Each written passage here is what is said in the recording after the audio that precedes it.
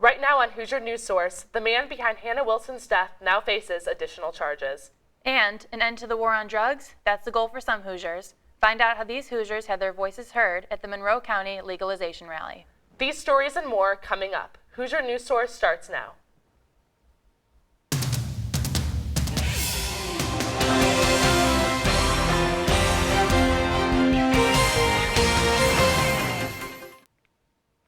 Daniel Messel, the man convicted of murdering Indiana University student Hannah Wilson, is now facing new charges. This past Friday, the IU Police Department charged Messel for the 2012 rape of another student. IUPD filed 5 felony charges against Messel, including rape, battery, and theft. IU police say DNA evidence from the 2012 rape was consistent with Messel's DNA. Messel is currently serving an 80-year sentence for Wilson's murder. After a reported sexual assault at the Alpha Epsilon Pi fraternity house on October 15th, the fraternity knew it was time for a change. The fraternity plans to use sexual assault education programs to prevent future problems. They have used similar education programs in the past. CAP's sexual assault counselor Anna Skirvin says sexual assault is an issue all fraternities should address. The reported assault at Alpha Epsilon Pi is an ongoing investigation. The war on drugs is a constant battle many are trying to end. Hoosier News Source's Mackenzie Young went to Monroe County Legalization Support Rally on Saturday to see the steps students are taking to fight the war on drugs. Mackenzie? Thanks, Sophia. On Saturday, history repeated itself at Dunn Meadow. The Higher Fellowship and Against Prohibition hosted the Legalization Support Rally 24 years after the first pro-marijuana rally took place. I got the chance to speak with some supporters and activists of the legalization process.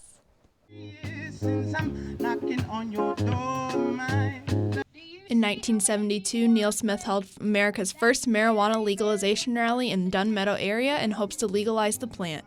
And in 2016, Smith joined IU once again to help end this war once and for all.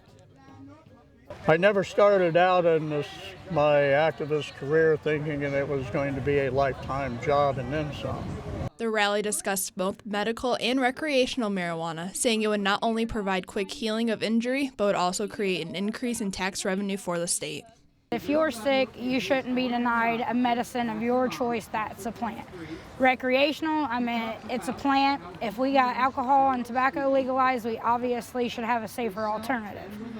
Here at the legalization rally happening behind me, students not only heard about the process that Indiana is currently in trying to legalize the plant, but they also learned other medical uses, and students also got the chance to share their testimonies. It's still ludicrous that anybody goes to jail for possession of this miracle plant. As for Young, she believes that we can end this fight, but it won't be an easy battle. Fear is not going to do anything but keep things the same. Nothing we've ever done in this country is going to come easy. For Hoosier News Source, I'm Mackenzie Young. Although Indiana's 2016 ballot will not include the vote to legalize the plant, you can keep up with the group's activism at High Fellowship on Twitter. Back to you guys. IU Athletics had a successful weekend. We'll bring you the highlights. These stories and more coming up. Stay with us.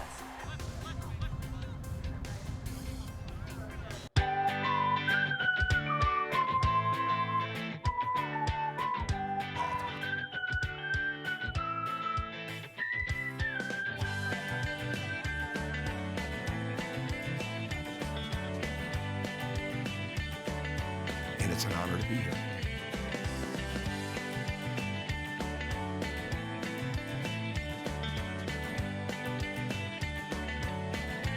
After suffering a season-ending injury in late March,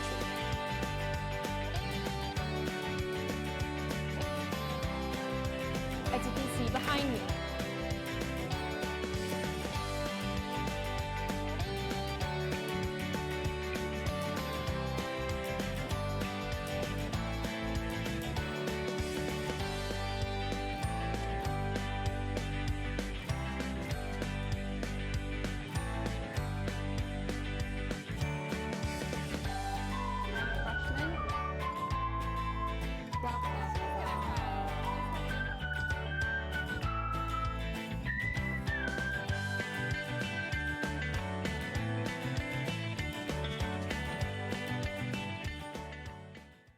Welcome back. Tuesday night, the Indiana University Student Association passed a bill to relocate the homeless community gathering in People's Park and around Kirkwood Avenue.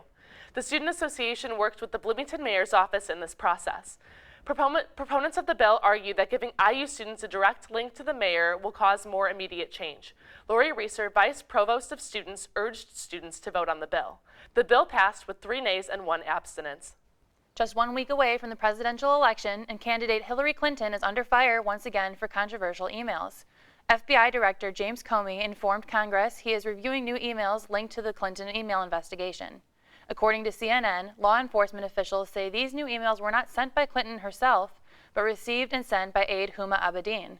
The emails are located on a device shared by Abedin and her estranged husband, Anthony Weiner, who is tied to a separate investigation involving sexting with a minor.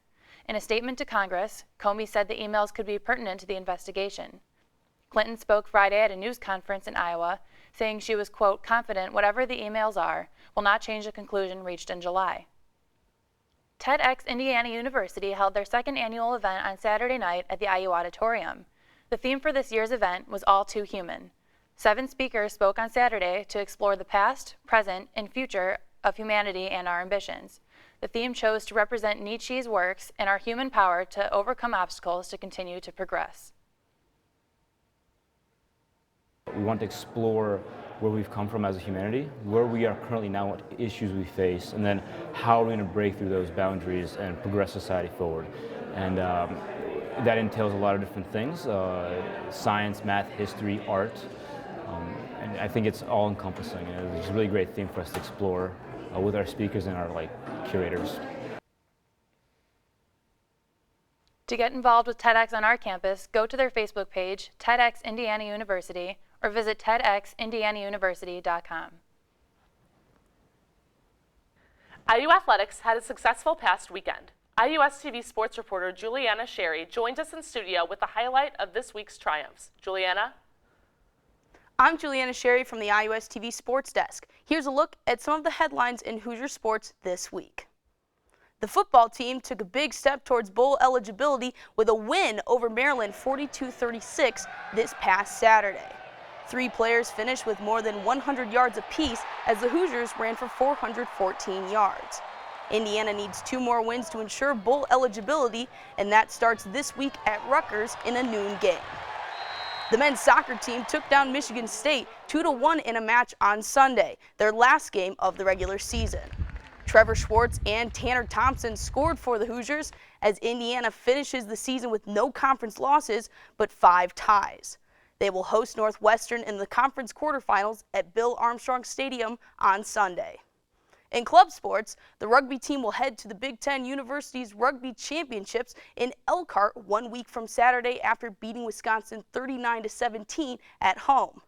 They will face Ohio State in the championship for the 2nd consecutive season and could also bring home 2 trophies from this tournament for the 2nd year in a row, as the B-side team will also play in a championship.